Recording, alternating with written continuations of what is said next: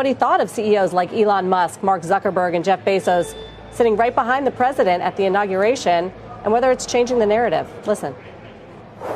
America has the single best tech scene in the world, not the best, not the second best, but like basically the top 10 tech scenes are all America, which you see in market cap, you see in innovation, you see in the people you mentioned. The thing is, my view, Palantir's view, my book's view is not an historical diagnostic of the past.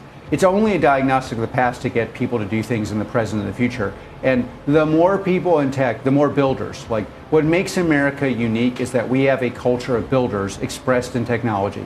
And the more builders that are helping the U.S. government be stronger and better and superior to all other governments in the world, the better for everyone.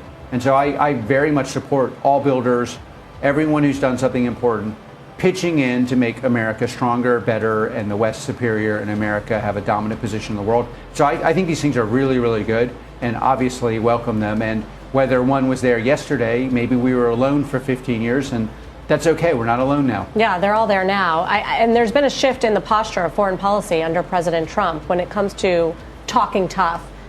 The things that you talk about, what makes America strong in destroying our enemies. Have you been supportive? I'm super supportive of my version of he's acting tough, and that's why, look at the hostages. All of a sudden we have all these hostages who are free. Some of them are Americans.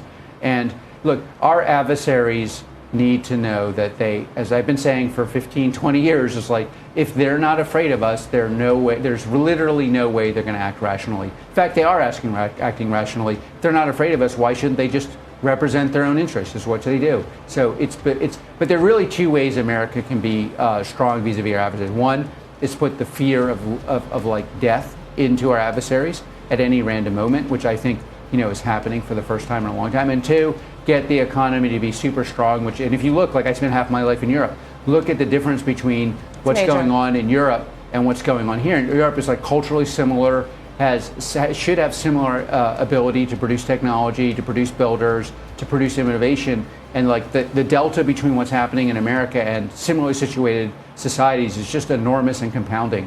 And obviously, I would like our allies to do better, but for now we just have to focus on America, and Palantir's thriving. What about the gap between America and China? You said that the U.S. has the dominant tech scene 1, 2, and 3.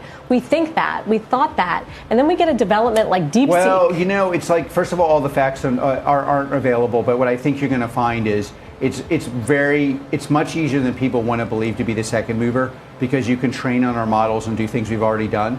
And that's a danger for America. Like, we're the first mover, we're the first builder, we build these things. Only we could have built like a large language model culture. Only we have built a software culture at scale. Only we have built a lot of the technologies in the world that are disseminated.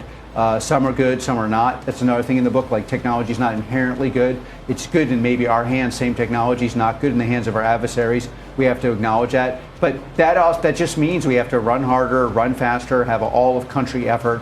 I think you're going to see that, and certainly the tech community has woken up to the fact that second mover can move very, very quickly, especially if we've already done the innovation, and the innovation and the copying of the innovation is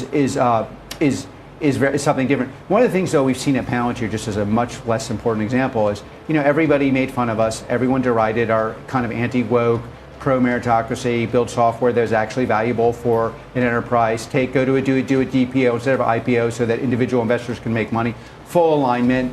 Now a lot of people want to copy us, but copying is not actually as easy as it looks. If you stick to your internal dynamics of how to build, what you're building, a culture of execution, it is harder to copy than people think. It's still possible. It's easier than you'd like it.